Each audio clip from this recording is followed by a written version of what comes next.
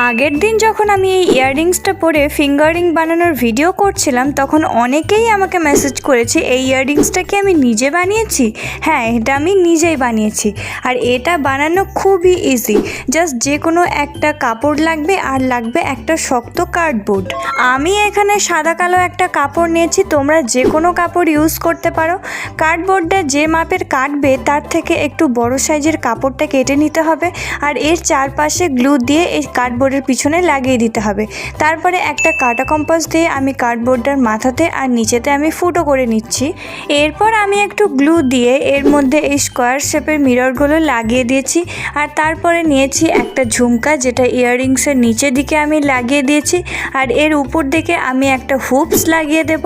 ব্যাস, তাহলেই আমাদের ইয়াররিংস একদম রেডি। এরকম ইজি ইয়াররিংস তোমরা বাড়িতে ঝটপট বানিয়ে ফেলতে পারো। আজকের ভিডিওটা কেমন লাগলো অবশ্যই জানিও।